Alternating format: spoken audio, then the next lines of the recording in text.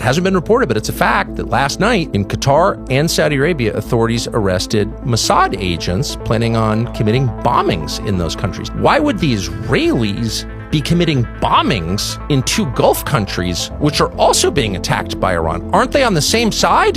No! Israel wants to hurt Iran and Qatar and UAE and Saudi and Bahrain and Oman and Kuwait. വിശാലമായ Israel എന്ന ചിരകാല സ്വപ്നത്തിലേക്കുള്ള ഏറ്റവും പ്രധാനപ്പെട്ട ഒരു ചുവടുവെപ്പ്.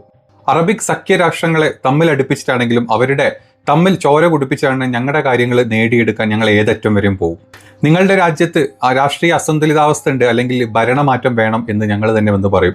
ഞങ്ങളുടെ ഏജന്റുമാരായിട്ടുള്ള Mossad ഏജന്റുമാർ, CIA ഏജന്റുമാർ നിങ്ങളുടെ രാഷ്ട്രത്തിലെത്തി നിങ്ങളോട് ഞങ്ങൾ എപ്പോഴും മന്ത്രിച്ചുകൊണ്ടിരിക്കും, നിങ്ങൾ ഇവിടുത്തെ ഭരണം മാറ്റിയെടുക്കണം, ഞങ്ങൾ ഇതിനേക്കാൾ നല്ലൊരു ഭരണം നിങ്ങൾക്ക് വാഗ്ദാനം ചെയ്യുന്നതായിരിക്കും, നിങ്ങൾ സ്വയം യുദ്ധത്തിനിറങ്ങുക, അതല്ലെങ്കിൽ ഞങ്ങൾ നേരിട്ട് വന്ന് യുദ്ധം ചെയ്ത് നിങ്ങൾക്കായിട്ടുള്ള ഒരു വലിയ നല്ല ഭരണകാലം നിങ്ങൾക്കായിട്ട് വാഗ്ദാനം ചെയ്യും.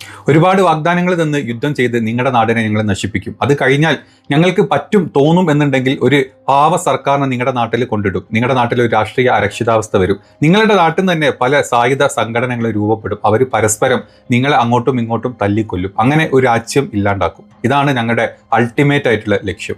ഇതിന് കൂട്ടുനിൽക്കാൻ സകല അറബിക് GCC കൺട്രീസിന് ഞങ്ങൾ കൂട്ടുപിടിക്കും. അവരുടെ ആയുസോ ആപത്തോ അവരുടെ രാജ്യത്തിന്റെ സന്തുലിതാവസ്ഥ ഞങ്ങൾക്കൊരു പ്രശ്നമേ ഇല്ല. അവർക്ക് ഇല്ലാത്ത വാഗ്ദാനങ്ങൾ കൊടുത്ത് അവരെ പ്രലോഭിപ്പിച്ച് ഞങ്ങളുടെ വിധേയപ്പെട്ട് ഞങ്ങളുടെ കൂടെ തന്നെ നിർത്തും. ഇനി ഇതെല്ലാം കഴിഞ്ഞ് പരസ്പരം നിങ്ങളെ മൊത്തത്തിൽ അടുപ്പിച്ചിട്ട് ഞങ്ങൾക്കെതിരെ അല്ലെങ്കിൽ ഞങ്ങളോട് ചോദ്യം ചെയ്യാൻ ഈ ലോകത്ത് മറ്റാരും ഇല്ലാത്തൊരവസ്ഥ, ഞങ്ങളുടെ ഇസ്രായേലിനെ ഒരു വിശാല ഇസ്രായേലായിട്ട് ഞങ്ങളുടെ ചിരകാല അഭിലാഷമായിട്ടുള്ള ആ ഒരു ദീർഘകാല സത്യപ്രതിജ്ഞ അല്ലെങ്കിൽ അത് ഞങ്ങൾ നിറവേറ്റാൻ ഞങ്ങൾ ഏതറ്റം വരെ പോകും. അതിൻ്റെ ഇടയ്ക്ക് ആര് മരിച്ചു, എത്ര പേര് മരിച്ചു, കുട്ടികൾ മരിച്ചോ, അല്ലെങ്കിൽ സ്ത്രീകൾ മരിച്ചോ, അല്ലെങ്കിൽ വലിയ ആണുങ്ങൾ മരിച്ചോ എന്നുള്ളത് ഞങ്ങൾക്കൊരു വിഷയമേ ഉള്ള കാര്യമല്ല.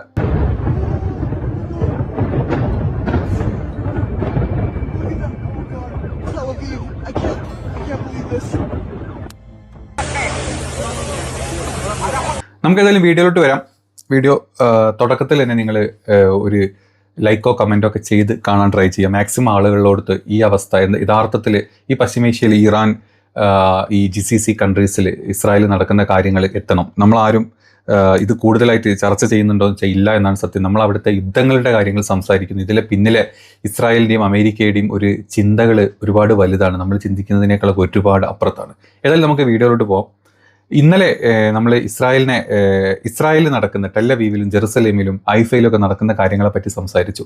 അവിടെ നടക്കുന്ന ചില ഫുട്ടേജുകൾ പുറത്തോട്ട് വന്നു കഴിഞ്ഞാൽ ഇറാന്റെ മിസൈലുകൾ ഏത് അവസ്ഥയിലാണ് അവിടുത്തെ ജനങ്ങളുടെ അല്ലെങ്കിൽ ഹൃദയങ്ങളോട്ട് കീറി അടിക്കുന്നത് നമ്മൾ കാണണം. കാരണം ഇറാൻ എന്ന് പറഞ്ഞ രാജ്യം ഇല്ലാണ്ടായിക്കൊണ്ടിരിക്കുന്നത് നമുക്ക് എല്ലാവർക്കും വരാം. നമ്മൾ പറഞ്ഞ പോലെ അല്ലെ അമേരിക്ക ഇസ്രായേൽ സ്വപ്നം പോലെ 3-4 ആഴ്ചകൾ കൂടെ നിന്ന് മാക്സിമം ഇറാനെ തകർക്കുക, ഇറാൻ എല്ലാ രീതിയിലും ഇല്ലാണ്ടാക്കി അതിന് ഈ GCC കൺട്രീസിന്റെ സപ്പോർട്ടും കൂടെ ആകുമ്പം വളരെ ഈസിലി ഞങ്ങൾക്ക് മുന്നോട്ട് പോകാൻ പറ്റും. അതോടുകൂടി ഇറാൻ എന്ന രാജ്യം ഇല്ലാണ്ടായി കഴിഞ്ഞാൽ പിന്നെ അവിടെ എന്തായി കഴിഞ്ഞാലും അല്ലെങ്കിൽ അവിടുത്തെ ജനങ്ങൾക്ക് ഞങ്ങൾ എന്തോ തരും, അല്ലെങ്കിൽ അവിടുത്തെ 1% മാത്രം വരുന്ന ജനങ്ങൾക്ക് ഞങ്ങൾ എന്തോ തുറന്നു വെച്ചിട്ടുണ്ട് എന്നുള്ള ഒരു കള്ളം പറഞ്ഞിട്ടാണ് ഇവർ ഈ യുദ്ധം തുടങ്ങിയിട്ടുള്ളത്. പക്ഷേ ഈ യുദ്ധത്തിന് തിരിച്ചടിയായിട്ട് ഇറാൻ കൊടുക്കുന്നത് നമ്മൾ വിചാരിക്കുന്നതിലേക്ക് ഒരുപാട് അപ്പുറത്താണ്. പുറത്തോട്ട് വരാത്ത വാർത്തകളാണ് നമ്മൾ ഈ കാണുന്നത്. ഇന്നലെ ടെല്ലവീവിൽ വന്നിട്ടുള്ള ഇറാന്റെ മിസൈലുകൾ പതിച്ചിട്ടുള്ള രംഗങ്ങളാണ് നമ്മൾ ഈ കാണുന്നത്. ചെറുതും വലുതുമായിട്ടുള്ള പല മിസൈലുകളും ഈ ഒരു സ്ഥലത്തോട്ട് പതിച്ച് അവിടെ ഒരുപാട് കണക്കിൽ ആളുകൾ മരിക്കുകയും ഒരുപാട് കാഷ്വാലിറ്റീസ് ഉള്ളതായിട്ടുള്ള റിപ്പോർട്ടുകളുണ്ട്. പക്ഷേ പല ഇന്റർനാഷണൽ വാർത്താ മാധ്യമങ്ങളും ഇത് പുറത്തോട്ട് വിടുന്നതായിട്ട് നമ്മൾ കണ്ടിട്ടില്ല. അതുകൊണ്ടാണ് ഈ പറഞ്ഞ പല സ്ഥലങ്ങളിലും ഇത് നമ്മൾ കളക്ട് ചെയ്തിട്ട് ഇങ്ങനത്തെ വീഡിയോസ് ചെയ്യുന്നത്. കുറേ ആളുകൾ അയക്കുന്നുണ്ട്, കുറേ എക്സ്പോസ്റ്റുകളുണ്ട്, ചില മീഡിയകളിൽ ഇത് വരുന്നുണ്ട്. അല്ലെങ്കിൽ മെനഞ്ഞാന്ന് നടന്ന കാര്യം ചിലപ്പോൾ ഇന്നേക്കായിരിക്കും പുറത്ത് വരുന്നത്. ഈ മരിച്ചത് വെറും 10 പേരാണെങ്കിലും അവിടെ 100 പേര് മരിച്ചിട്ടുണ്ടെങ്കിൽ 1000 പേര് മരിച്ചിട്ടുണ്ടോ എന്നുള്ള വാർത്തകളൊന്നും പുറത്തോട്ട് വരാൻ പോകുന്നില്ല. വന്നു കഴിഞ്ഞാൽ തന്നെ അത് അമേരിക്കയുടെയും അല്ലെങ്കിൽ ഇസ്രായേലിന്റെ ഏറ്റവും വലിയൊരു തോൽവിയുടെ ഭാഗമായിട്ട് ആൾക്കാർ വിചാരിക്കുമ്പോൾ മനഃശാസ്ത്രപരമായിട്ട് ഞങ്ങളെപ്പോഴും മുന്നിട്ട് നിൽക്കുകയാണ്, ഞങ്ങളെ തോൽപ്പിക്കാൻ ഈ ലോകത്ത് വേറെ ആരുമില്ല എന്ന് കാണിക്കാനാണ് ഇസ്രായേൽ ഈ പെടുന്ന കഷ്ടപ്പാടും ബദ്ധപ്പാടും ഒക്കെ കാണിച്ചുകൊണ്ടിരിക്കുന്നത്. ഇത്രയും വലിയൊരു അതായത് അത്യാധുനിക മിസൈൽ ആക്രമണങ്ങളാണ് ഈ ഇസ്രായേലിനെതിരെ ഇറാൻ വിട്ടുകൊണ്ടിരിക്കുന്നത്. ഇറാന്റെ ഏറ്റവും നൂതനമായിട്ടുള്ള ഫത്ത മിസൈലുകൾ വിട്ടിട്ടാണ് ഈ ഒരു അവസ്ഥ ഇപ്പം ഇസ്രായേൽ നടത്തിക്കൊണ്ടിരിക്കുന്നത്. ഇറാന്റെ ഹൈപ്പർസോണിക് മിസൈൽ പരമ്പര ആദ്യ യുദ്ധകാലത്താണ് ഇത് ആദ്യമായിട്ടാണ് അവർ ഈ ഒരു ഫത്ത 2 എന്ന് പറഞ്ഞിട്ടുള്ള ഈ ഒരു ഹൈപ്പർസോണിക് മിസൈൽസ് യൂസ് ചെയ്യുന്നത്. അത് എന്താണോ അവർ ഉദ്ദേശിച്ചത്, അല്ലെങ്കിൽ അയൺ ഡോം സിസ്റ്റത്തിനെ ഭേദിച്ച് ഇത് പോയി എവിടെ വികണമെന്നാണ് അവർ ഉദ്ദേശിക്കുന്നത്, അത് അതിന്റെ പടിക്ക് തന്നെ നടന്നുകൊണ്ടിരിക്കുന്നുണ്ട്. ഈ മിസൈലിന്റെ പ്രത്യേകത 2023 പുറത്തിറക്കിയതാണ് ഈ ഒരു മിസൈൽ. ഇത് ശബ്ദത്തേക്കാൾ 13 മുതൽ 15 വരെ മടങ്ങ് വേഗത ഇതിന് ഏകദേശം മണിക്കൂറിൽ 1000 മൈൽ സഞ്ചരിക്കാനും ഈ ഒരു ഫത്ത മിസൈൽസിന് കഴിയുന്നുണ്ട്. ഇത് സഞ്ചാരപഥത്തിൽ നിന്നും ദിശ മാറ്റാൻ കഴിയുന്നത് കൊണ്ട് തന്നെ ഈ ഇന്റർസെപ്റ്റേഴ്സിന്റെ തിരിച്ചു വരുന്ന മിസൈൽസിനെ അല്ലെങ്കിൽ അതിനെ എഗെയിൻസ്റ്റ് ആയിട്ട് പല രീതിയിൽ ദിശ മാറ്റി സഞ്ചരിച്ചിട്ടാണ് ഇത് ഇസ്രായേലിന്റെ പല ഭാഗങ്ങളും ഇപ്പം പതിച്ചുകൊണ്ടിരിക്കുന്നത്. മധ്യ ഇസ്രായേലിലും അതുപോലെ തന്നെ ടെല്ലവീവിലും മിസൈലുകൾ പതിച്ചതായിട്ടാണ് റിപ്പോർട്ടുകൾ ഉള്ളത്. സൈറണുകൾ 24 അവേഴ്സും ഇസ്രായേലിൽ മുഴങ്ങിക്കൊണ്ടിരിക്കുകയാണ്. എന്തൊക്കെ സജ്ജീകരണങ്ങൾ ചെയ്തിട്ടും ഈ മിസൈലുകളെ തടുക്കാൻ ഇസ്രായേലിന്റെ ഒരു അയൺ ഡോം സിസ്റ്റം പറ്റിയിട്ടില്ല എന്നാണ് റിപ്പോർട്ടുകൾ പുറത്തോട്ട് വരുന്നത്. ടെല്ലവീവിൽ മാത്രമല്ല, ഇറാന്റെ മറ്റൊരു നഗരമായിട്ടുള്ള പെറ്റോ തിക്കോ എന്ന് പറഞ്ഞിട്ടുള്ള നഗരത്തിലും ഇത് ആക്രമണം ഭയങ്കര രൂക്ഷമായിട്ട് ബാധിച്ചിട്ടുണ്ട്. ക്ലസ്റ്റർ ബോംബുകൾ ഘടിപ്പിച്ചിട്ടുള്ള മിസൈലുകളാണ് ഏറ്റവും കൂടുതൽ ഇപ്പോൾ ഇറാൻ വിട്ടുകൊണ്ടിരിക്കുന്നത്. ഈ ക്ലസ്റ്റർ ബോംബുകൾ യുദ്ധനീതിക്കെതിരാണെന്നും പറഞ്ഞിട്ട് നെതന്യാഹു രംഗത്ത് വന്നിട്ടുണ്ട്. യുദ്ധനീതി എന്ന് പറഞ്ഞാൽ എന്താന്ന് പോലും അറിയാണ്ട് ഒരു തരത്തിലുള്ള യുദ്ധനീതികളും ലോക നിയമങ്ങളും പാലിക്കാണ്ട് യുദ്ധം ചെയ്യുന്ന പിഞ്ചു കുഞ്ഞുങ്ങളെ കൊന്നെടുക്കുന്ന നെതന്യാഹു ആണ് യുദ്ധനീതിക്കെതിരാണ് ക്ലസ്റ്റർ ബോംബുകൾ വെച്ച് മിസൈലുകൾ വിടുന്നത് എന്ന് പറയുന്നു. ഇത് ആര് കേൾക്കാൻ? ഇത് കേട്ട് കഴിഞ്ഞാൽ ഈ എന്താ പറയേണ്ടതെന്നും അറിയില്ല. ഇത് കേട്ട് കഴിഞ്ഞാൽ ആരാണ് കള്ളന് കഞ്ഞി വെച്ചവനാണ്, അല്ലെങ്കിൽ കള്ളത്തരത്തിനെ പറ്റി അല്ലെങ്കിൽ കള്ളത്തരം മോശമാണെന്ന് പറയുന്നത് നമുക്ക് തോന്നിപ്പോകും. ആ രീതിയിലാണ് നെതന്യാഹു ഇന്നലെ ഒരു പ്രസ്താവന ഇറക്കിയിട്ടുള്ളത്. വെറും പുച്ഛം മാത്രം തോന്നി, അല്ലെങ്കിൽ ഇന്റർനാഷണൽ ഇത് കേൾക്കുന്ന ഏതൊരാൾക്കും പുച്ഛം മാത്രമേ തോന്നിയിട്ടുള്ളൂ ഇക്കാര്യത്തിൽ. കഴിഞ്ഞ 48 മണിക്കൂറിൽ ഏകദേശം ഇറാന്റെ 700ഓളം ഡ്രോണുകളും 100 കണക്കിന് ബാലിസ്റ്റിക് മിസൈലുമാണ് ഇറാന്റെ സൈഡിൽ നിന്ന് ഇപ്പം ടെല്ലവീവിലും ഈ പറഞ്ഞ ഇസ്രായേലിന്റെ മറ്റ് ഭാഗങ്ങളിലോട്ടും എത്തിയിട്ടുള്ളത്. ഏകദേശം 500 സൈനിക കേന്ദ്രങ്ങളും അതുപോലെ തന്നെ 60 തന്ത്രപ്രധാനമായ ലക്ഷ്യങ്ങളും തങ്ങൾ തകർത്തതായിട്ടാണ് ഇപ്പം ഇറാൻ അവകാശപ്പെട്ടിട്ടുള്ളത്. ഇറാന്റെ തലസ്ഥാനമായ ടെഹ്റാനിൽ US-ന്റെയും ഇസ്രായേലിന്റെയും കനത്ത വ്യോമാക്രമണം ഇന്നലെ രാത്രി നടന്നിട്ടുണ്ട്. അതിന്റെ ഭാഗമായിട്ടൊക്കെയാണ് തന്നെ ഈ തിരിച്ചടികളും വന്നുകൊണ്ടിരിക്കുന്നത്. ഇനി ഇറാന്റെ ആക്രമണങ്ങൾ ഭാഗമായിട്ട് പേർഷ്യൻ അല്ലെങ്കിൽ ഹോർമൂസ് കടലിടുക്ക് ഇറാൻ അടച്ചിട്ടുണ്ട്. അതുമാത്രമല്ല, അതിലൂടെ സഞ്ചരിക്കാൻ ഇറാൻ സമ്മതിച്ചിട്ടുള്ള 2 രാജ്യങ്ങളുടെ കപ്പലുകളാണ്. ഒന്ന് ചൈനയുടെയും അതുപോലെ തന്നെ റഷ്യയുടെയും കപ്പലുകൾക്ക് ഇറാൻ അതിലൂടെ ഒരു വിലക്കും കൊടുത്തിട്ടില്ല. മറ്റേത് രാജ്യത്തെ കപ്പലുകൾ അതിലൂടെ വന്നു കഴിഞ്ഞാലും ഇറാൻ ആക്രമിക്കും എന്നുകൂടെ ഇറാൻ കൂട്ടിച്ചേർത്തിട്ടുണ്ട്.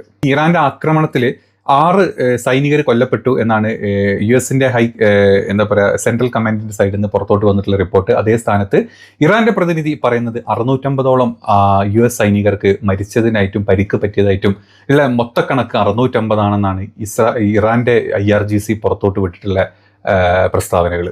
ഇനി ഇറാനെതിരെ ഈ പറഞ്ഞ അറബ് രാജ്യങ്ങളെ തിരിക്കാൻ വേണ്ടിയിട്ട് ഒരുപാട് കഷ്ടപ്പാടുകളും മൊസാദ് ഇതിൻ്റെ കൂടെ തന്നെ ചെയ്യുന്നുണ്ട്. നമുക്കറിയാം, ഇറാൻ ആക്രമിച്ചിട്ടുള്ളത് അമേരിക്കയുടെ കോൺസുലേറ്റുകൾ അല്ലെങ്കിൽ അമേരിക്കയുടെ ബേസുകളിലോട്ടും അമേരിക്കൻ ഇൻവെസ്റ്റ്മെന്റ് സ്ഥാപനങ്ങളിലോട്ടാണ് ഇറാന്റെ ആക്രമണം ഇതുവരെ നടന്നിട്ടുള്ളത്. അതിനെ ഇന്റർസെപ്റ്റ് ചെയ്യാൻ പോകുന്ന മിസൈലുകൾ അതിന്റെ അവശിഷ്ടങ്ങളാണ് മറ്റ് പല സ്ഥലങ്ങളും ഗൾഫ് രാജ്യത്ത് വെക്കുന്നത്. അപ്പം അതിന്റെ കാഠിന്യം പോരാ എന്നുള്ളത് കൊണ്ട് തന്നെ ആയിരിക്കണം മൊസാദ് എന്ന ആ ഒരു വേശ്യാചാര സംഘടന വെച്ചിട്ട് അറബിക് നാട്ടിൽ അല്ലെങ്കിൽ സൗദി അറേബ്യയിൽ അറാംകോ പോലത്തെ മറ്റ് ചില പ്ലാന്റുകളിലോട്ടും അവർ തന്നെ ആക്രമണങ്ങൾ അല്ലെങ്കിൽ സ്ഫോടനങ്ങൾ അഴിച്ചു വിടുകയാണ്. അത് ഇറാന്റെ തലയിൽ കെട്ടിവെക്കാൻ വേണ്ടിയിട്ടാണെന്നാണ് അമേരിക്കയുടെ തന്നെ ടക്കർ കാൾസൺ, നമുക്കറിയാം അമേരിക്കൻ രാഷ്ട്രീയ നിരീക്ഷകനാണ് ടക്കർ കാൾസൺ, പുള്ളി തന്നെ ഇന്നലെ വന്നിട്ട് ഒരു വീഡിയോ പ്രസ്താവനയിൽ ഇതിനെപ്പറ്റി കൂടുതൽ സംസാരിക്കുന്നുണ്ട്. Last night in Qatar and Saudi Arabia, authorities arrested Mossad agents planning on committing bombings in those countries. Now, that's weird. That doesn't make any sense. Why would the Israelis be committing bombings in 2 Gulf countries which are also being attacked by Iran? Aren't they on the same side? No. Israel wants to hurt Iran and Qatar and UAE and Saudi and Bahrain and Oman and Kuwait. അതായത് decker Carlsen പുറത്തുവിട്ടിട്ടുള്ള ഒരു video ആണ്. Saudi അറേബ്യയിലും ഖത്തറിലും Israel ചാര സംഘടനയായിട്ടുള്ള Mossad ഏജന്റുമാരാണ് ഇത്തരത്തിലുള്ള കാര്യങ്ങൾ ചെയ്യുന്നത്. അതുമാത്രമല്ല, Mossad ഏജന്റുമാർ ഈ സ്ഥലങ്ങളിൽ അറസ്റ്റിലായിട്ടുണ്ട് എന്നുകൂടെ ഈ വാർത്തയിലുണ്ട് എന്നാണ് ടക്കർ കാൾസൺ പറഞ്ഞിട്ടുള്ളത്. ഈ സ്ഥലങ്ങളിലെ ബോംബാക്രമണങ്ങൾക്ക് പദ്ധതി ഇട്ടിട്ടുള്ളത് ഈ മൊസാദിന്റെ ഏജന്റുമാരാണെന്നും കൂടെ പുള്ളി ചൂണ്ടിക്കാണിക്കുന്നുണ്ട്. ഇനി ഔദ്യോഗിക സ്ഥിരീകരണം ഇല്ലാത്തത് തന്നെയാണ് പുള്ളി പറയുന്ന ഒരു പ്രധാന പോയിന്റ്. അതായത് റിയാദിൽ നിന്നോ ദോഹയിൽ നിന്നോ ഈ അറസ്റ്റിനെ കുറിച്ച് ഒരു തരത്തിലുള്ള ഔദ്യോഗികമായിട്ടുള്ള സ്ഥിരീകരണങ്ങളും ഉണ്ടായിട്ടില്ല. നമ്മൾ കണ്ടത്, അതായത് ആഭ്യന്തര മന്ത്രാലയങ്ങളോ ഇസ്രായേലി അധികൃതരോ ഈ ആരോപണത്തെക്കുറിച്ച് ഇതുവരെ ഒരു കാര്യത്തിലും പ്രതികരിച്ചിട്ടുമില്ല. അപ്പം ഇവിടെ നടക്കുന്ന, അല്ലെങ്കിൽ ഇറാനിൽ നമുക്കറിയാം മൊസാദ് നടത്തിയിട്ടുള്ള ആഭ്യന്തര കലാപം എന്താണെന്ന് അറിയാം. അത് വെച്ചിട്ട്, അല്ലെങ്കിൽ അതിന്റെ പേരിൽ ഇറാൻ ആക്രമിക്കാനാണ് അമേരിക്കയും ഇസ്രായേലും കൂടെ വന്നത്.